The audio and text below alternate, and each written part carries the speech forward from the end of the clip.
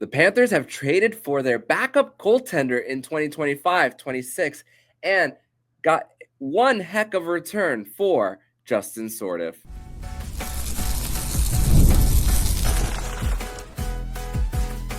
You're Locked On Panthers, your daily podcast on the Florida Panthers.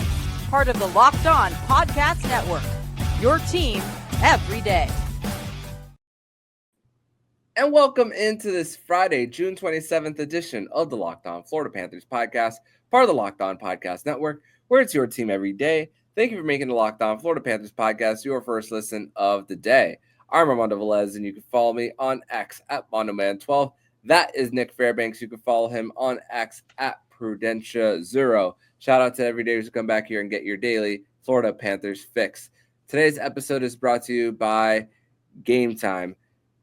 Download the Game Time app, create an account, and use code LOCKEDONNHL for $20 off your first purchase. You can do that all on Game Time. So, Panther fans, grateful to be back here once again on another edition of the show to discuss everything in the world of the Florida Panthers.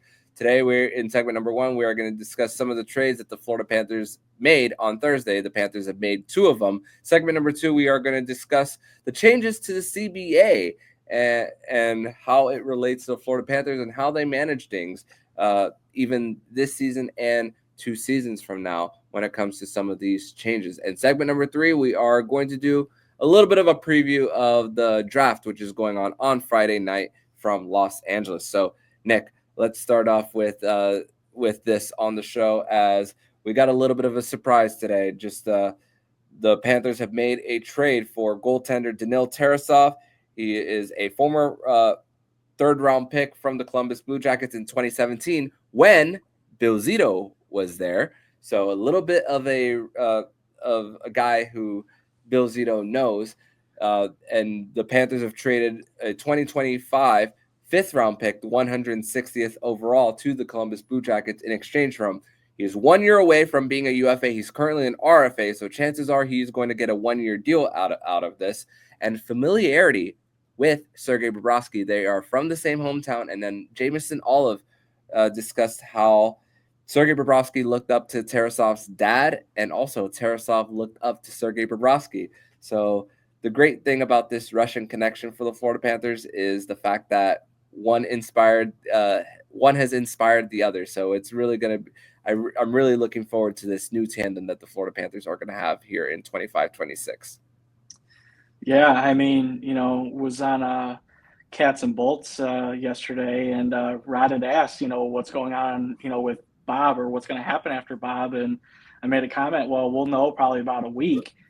Zito's not waiting. He's not waiting. He's going to give a 5th rounder for a possible replacement or a guy who could take his game to the next level.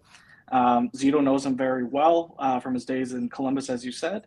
But I think the biggest thing is that Bobrovsky will now have the pleasure of mentoring somebody from his hometown, somebody that his dad, that Bob was very fond of, and his father.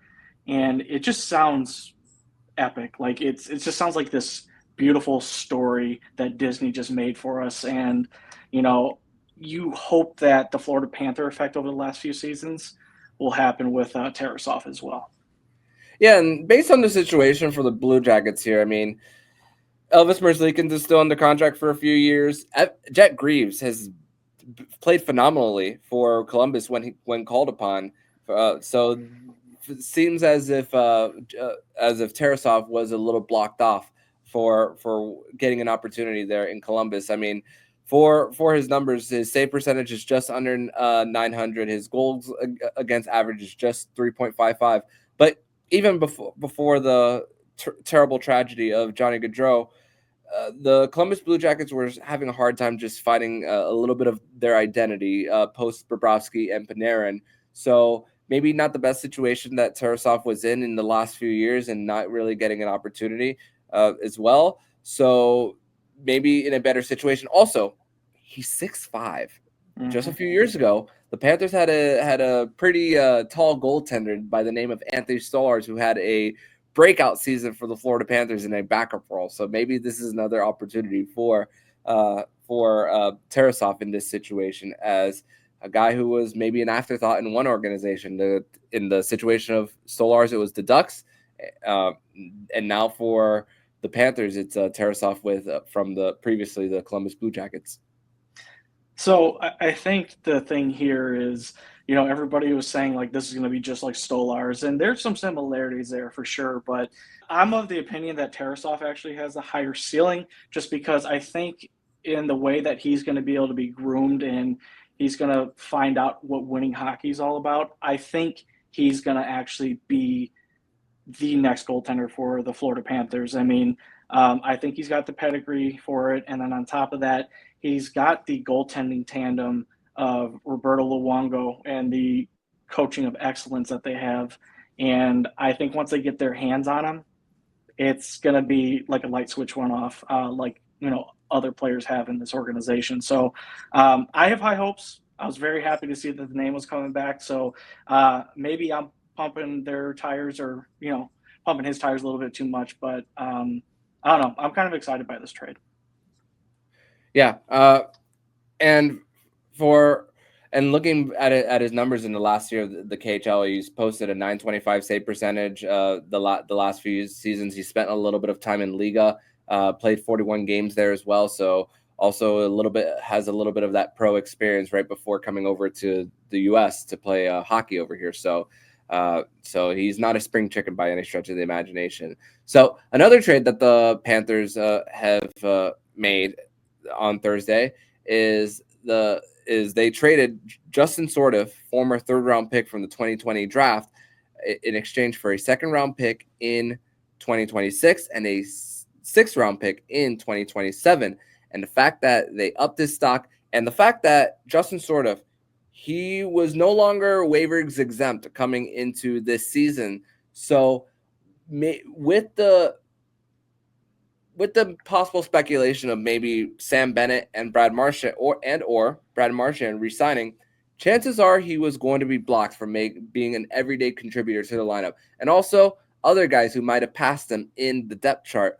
Mackie Samoskevich, even though he didn't play in the playoffs, he's maybe back to an everyday role for the Panthers. Jack Devine was inserted into the lineup in Game 4 of the Calder Cup playoffs for the Checkers and was over a point per game player, helping the Checkers almost force a Game 7 against the Abbotsford Canucks before losing. So chances are there was no runway for Justin Sourdif to be part of the lineup in the long term. So this return, my goodness, Nick, is outstanding for what Sourdif brings. And also for the Washington, it helps them in their transition from some of the vets that they had from their 2018 run. Oshie's retired. Kuznetsov is no longer with them. And it helps kind of their little youth movement as far as that transition.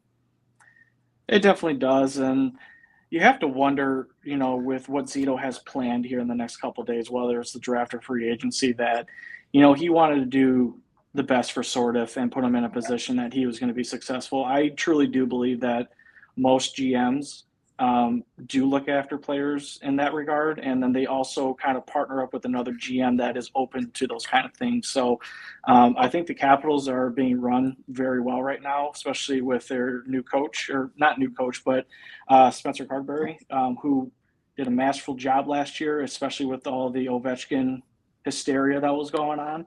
I think Justin Sourdif is going to find himself in a good spot there.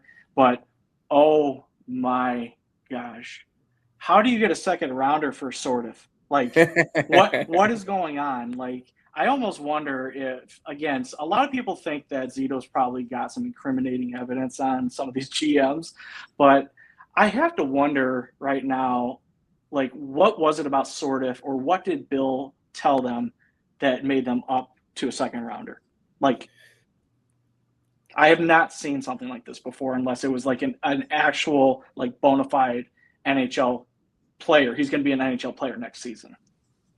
I mean, he could also play in different parts of the lineup, center, wing. He kills penalties. There was one point during the playoffs, the Calder Cup playoffs, where he scored two shorthanded goals in 2 straight games.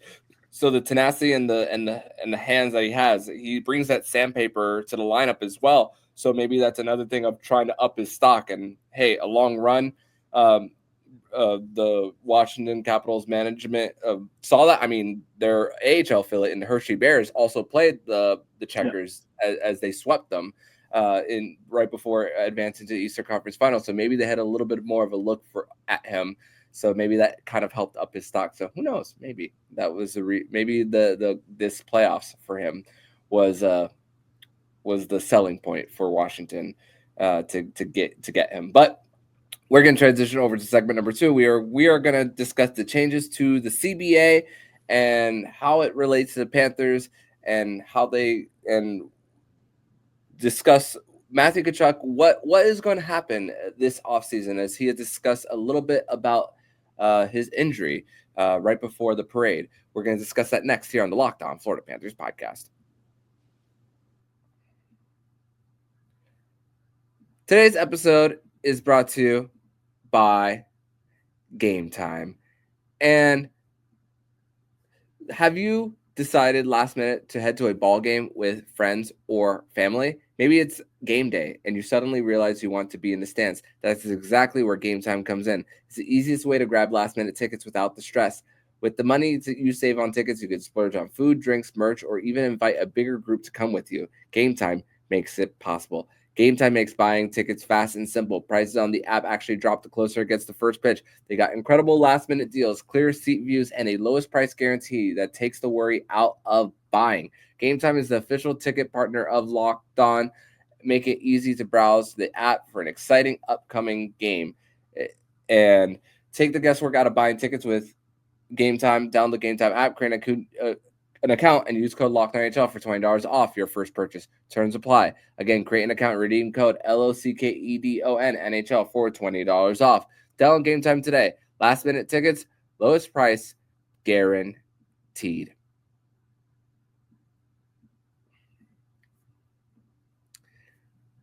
Segment 2 here on this Friday, June 27th edition of the Locked On Florida Panthers podcast. Thank you once again for making a Locked On Florida Panthers podcast your first listen of the day here on a Fairbanks Friday edition of the show. Armando Velez here with Nich Fairbanks here.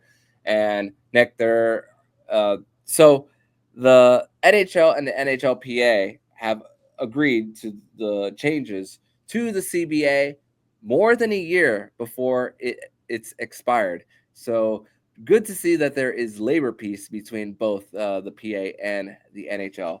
So we are going to leave the LTIR conversation last as far as the changes. So a few of the changes that are going to be happening, at least it has to be voted, by the way, which are going to go in place in the 26-27 season. So not next season, but the season after. So 84-game season, which means the preseason will likely be shortened to 4 games, which I hope neutral site games don't go away. No dress code for the NHL, which I personally kind of like, which even though there's a whole dress for success, yada, yada, yada. Max contracts, now it's going to be 6 for UFAs coming from another team to one team to another, and 7 years for re-signing a UFA. And then full-time e-bugs for a roster, which is awesome. So you don't have to be scrambling, which if we could see the one of David Dwork, Rod Peterson, or our friend John Acosta as one of the full-time e-bugs for the Florida Panthers, I'd love to see that. But of these topics that I listed, what's the one that stands out for you the most? Honestly, it's going to be the contracts. I think the players are giving up a year of, guaranteed, coverage and money. Mm-hmm. But it also helps them as well, because what if they don't want to stay in a place for 8 years? It makes it a little bit easier for them to kind of negotiate and move from there. And also it helps the team out and be more flexible as far as like being able to get out of deals or move different pieces around. So I can understand that.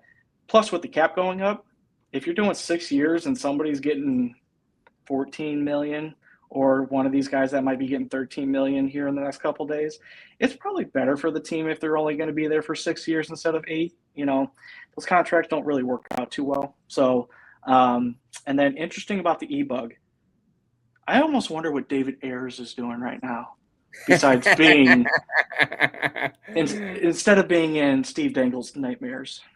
Mm-hmm. love that. And probably the most famous e-bug of all time. And I mean, one can make an argument that with the 6 years for UFA, um, for one going to another team, is that they might want to cash in even more because they might not get as much for the prime years. But there's also talk about team players negotiating contracts for shorter term. I mean, Austin Matthews did it. There's talk about whether Connor McDavid is going to also do it as well on his next contract, which I don't see a scenario that's going to happen. You want some security there. I mean, remember, before they went from 12 years to 8, Sidney Crosby signed a really long-term extension, and I'm sure management in Pittsburgh was loving that deal as far as building around him. So, I mean, it could be an opportunity for the players to get more of a bump there. So that's another thing there.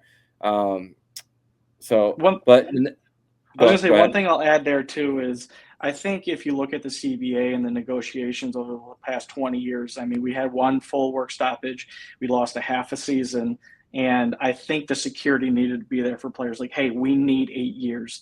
Now that the NHL is being more profitable and the cap is going up and everything, it makes sense to lower down how many years and then also maximize the dollars, because if I can make more money or switch teams to make more money, it's in my best interest to do that. And you know what? The owners, listen, they're making money right now. It's fine. They're good. Yeah, and with the 84-game season, the HRR, the hockey related revenue, that's gonna be better for the players and the team. So that's why the going down a year for each of those categories is truly helpful. All right, the last one of the changes, the big one, the one that people love to talk about, LTIR. So there is apparently going to be a playoff cap mechanism. So closing a little bit of the LTIR loophole. There, obviously, the Panthers benefited from it this year with being able to get Brad Marchand at a reduced rate, Nico Sturm, Vitek Vanacek as their backup goaltender.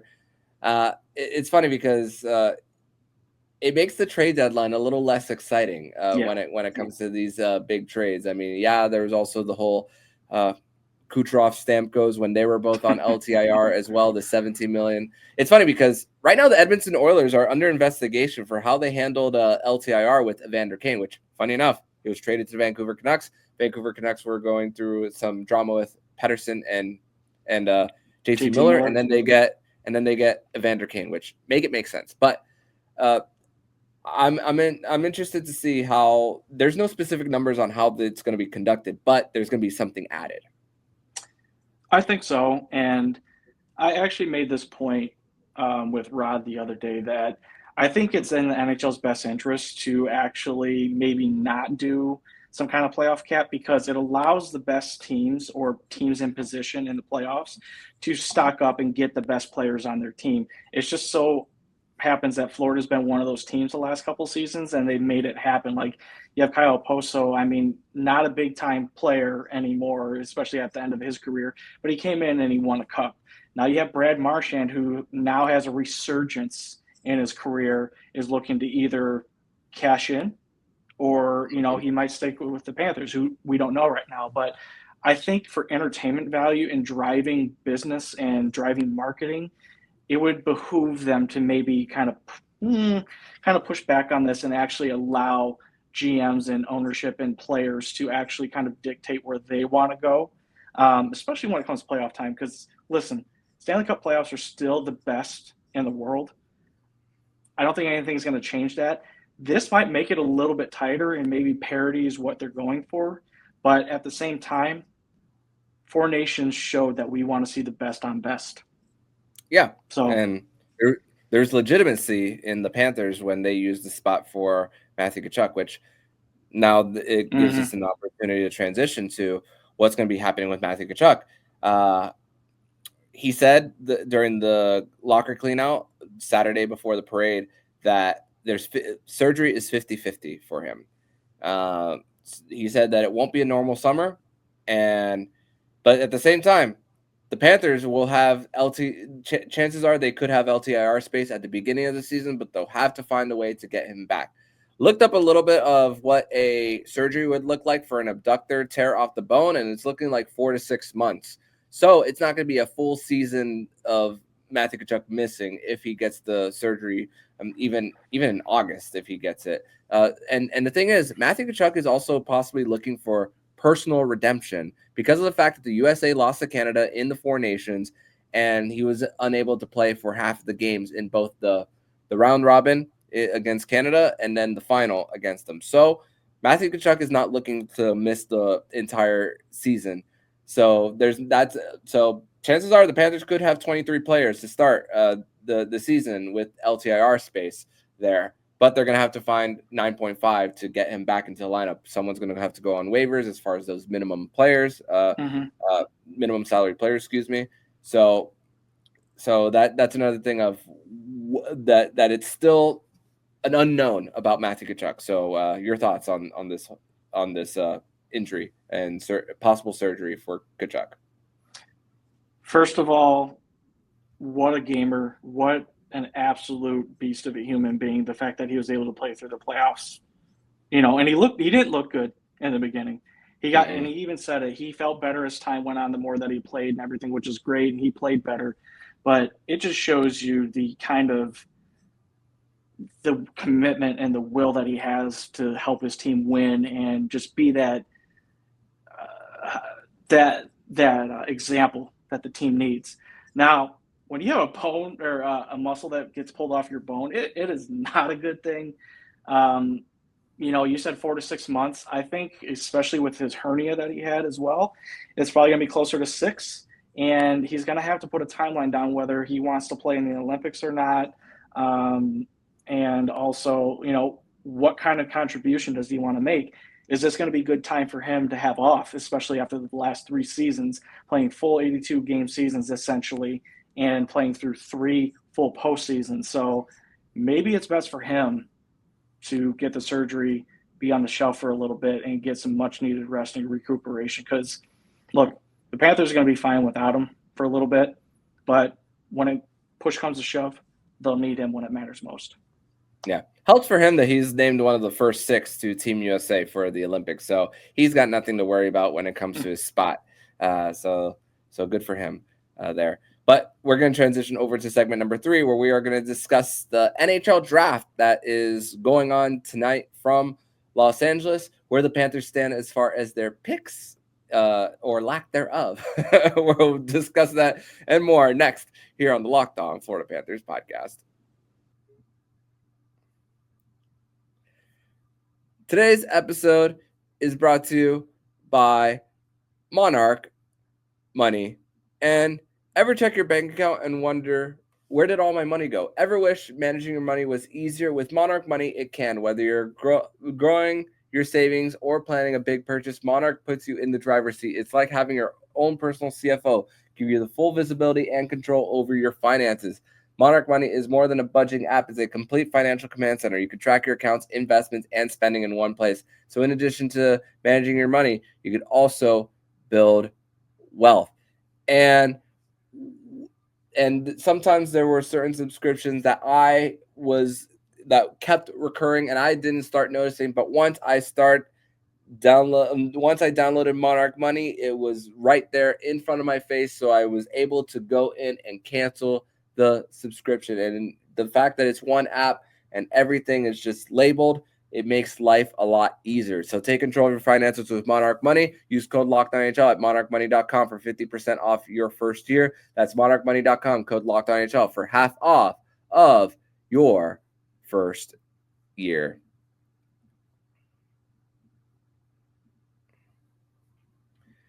Segment 3 here on this Friday, June 27th edition of the Locked On Florida Panthers podcast. Thank you once again for making the Locked On Florida Panthers podcast your first listen of the day. Armando Velez here with Nich Fairbanks on another edition of Fairbanks Friday. And yes, it's June 27th, but we are recording this on June 26th, which means it's the 10-year anniversary of South Florida hosting the 2015 NHL Entry Draft, the Connor McDavid draft, which gets drafted there and then loses 2 great Stanley Cup finals in the same building. So, ouch. Also, you win and you lose. Yeah. Also, the Panthers social media posted a video of them taking out the ice fully and also taking out the scoreboard, which they're going to have a new scoreboard come this upcoming season. So that scoreboard that they had 12 years running. So now in time for a new one. And also, they also posted a video of them using the ice from their championship to spray some of the fans with the guns, with water. And there's part of me that's like, that's kind of gross, but kind of like laughing at the same time when looking at that. But wouldn't have known if the Panthers social media didn't post that. But draft season, free agency is on Tuesday. This is smokescreen season. It's lies, and more lies coming into this week. So, but there's a few interesting things that are going on in the world of the NHL. So there's a big trade. So the Buffalo Sabres sent JJ Peterka to the Utah Hockey Club in exchange for Josh Doan, forward, and Michael Kesselring. So Utah is one of those teams, 4th overall, moved up 10 spots, have a lot of assets. That's one team to look at in the draft as far as what they're gonna do. They have a lot of cap space. That opens up a lot of room, possibly, for them to lure Aaron Ekblad. That's been another team that has been that's been rumored to go after him. Them, San Jose, Detroit, those are teams that are there. But there are other teams that have multiple picks. Philadelphia, Montreal, Pittsburgh, Nashville, and San Jose. This isn't the strongest draft. Matthew Schaefer is projected to go number 1 overall. There's also the Michael Misas of the world of the Saginaw Spirit, won a Memorial Cup. Porter Martone, who played also in the World Championships most recently for Canada. Caleb Dinwiddie out of the QMJHL. Michael Misa. So those are some of the big names for the NHL Entry Draft. So I'm interested to see the movement that might go on and the teams with multiple picks on whether they're going to use those for big splash trades for NHL ready players. Well, this might be the year to do it. You know, you have a bunch of players that are due for raises that, you know, teams are maybe thinking about signing an extension to, and maybe they're very far apart. Well, I'm going to get something for them, so might as well get a first rounder and trade them for that, with the cap going up as well, and that you could definitely fit them onto your roster. I also think that a lot of needs of teams are going to be filled during this draft. I don't think it's necessarily going to be drafting per se, but I think there's going to be a lot of smaller deals that are going to be tinkering with rosters, trying to get them in the right fit or into the right idea or identity that they're trying to become. So I would not be surprised to see if, one, the Toronto Maple Leafs do something, and secondly, we just mentioned them, the Edmonton Oilers. Mm-hmm. They don't have a lot of money right now.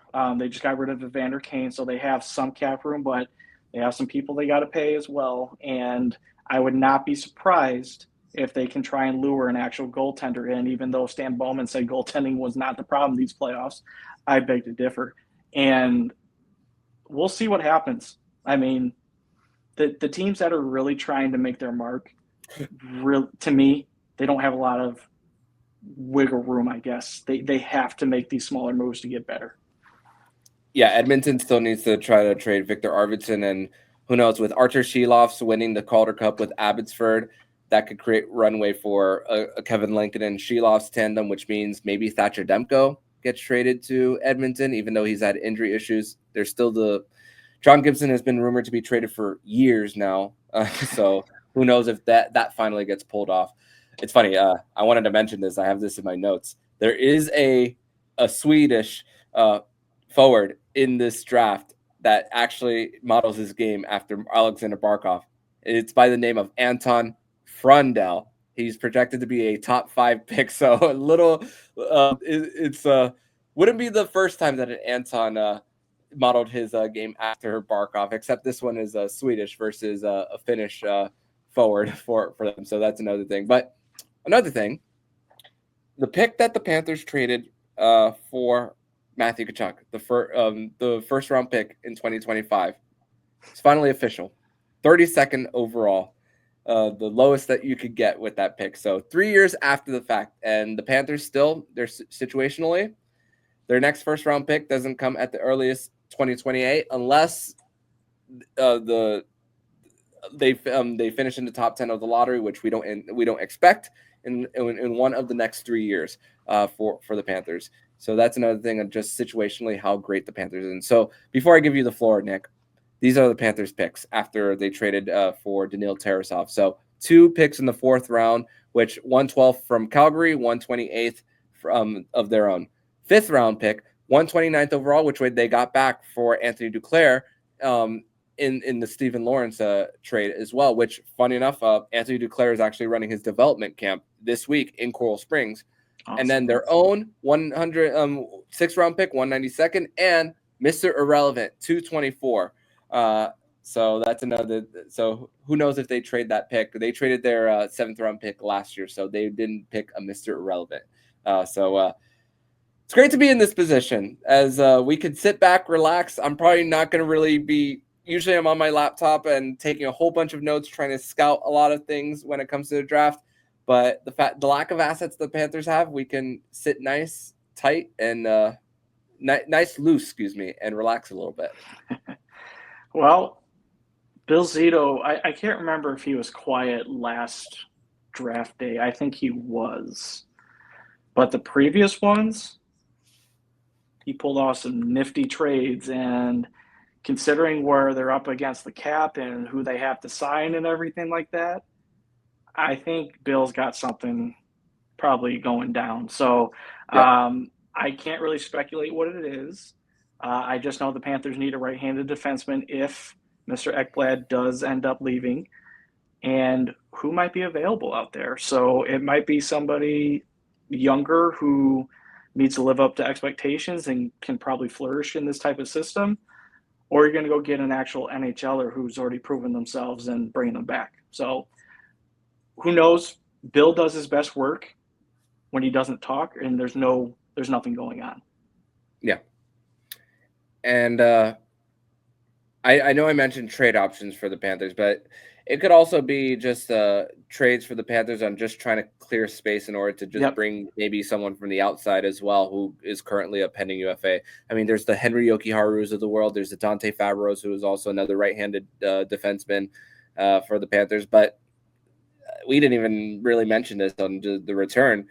Justin Sourdif, the trade chip that they got, the asset that they got from Justin Sourdif, the 2nd round pick in 2026, that could be as good as gone as early as this weekend as well. So that's another thing on who the Panthers could possibly target here when it comes to the trade market. And I feel like that's going to be most of the work that the Panthers are going to get done as well. Yeah, and as you said, they're going to have to clear some space, and I know there's been some rumblings that there's a certain player that might be leaving just in case they do need to get under the cap for certain players to sign. But let's not put the horse before the cart right now, because right now we don't know what Zito's planning.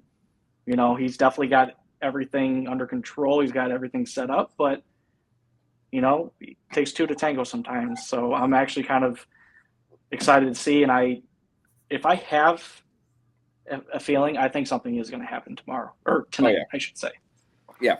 So we will see as the Panthers have still a lot of questions when it comes to how they try to defend their back-to-back titles. Great to say here, and we'll see with how they do it with the few poker chips that they do have at their disposal. But Nick, I want to thank you so much for joining me on another edition of Fairbanks Friday here on the Locked On Florida Panthers podcast.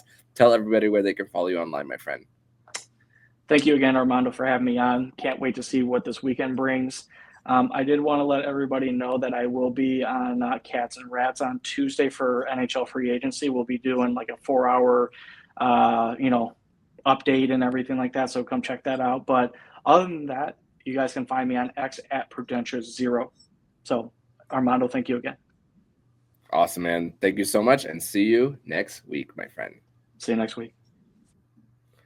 And if you like what you're hearing, please subscribe to the podcast to be notified every single time the Locked On Florida Panthers podcast jumps into your podcast feed. Don't forget to also subscribe to the other shows on our Locked On NHL network, including Locked On NHL, Locked On Fantasy Hockey, Flip Livingstone and Theo Roden, and Locked On NHL Prospects. Thank you once again for making the Locked On Florida Panthers podcast your first listen of the day. So I'm Armando Velez with Nich Fairbanks. And you've been listening to the Locked On Florida Panthers podcast, part of the Locked On Podcast Network. Where it's your team every day.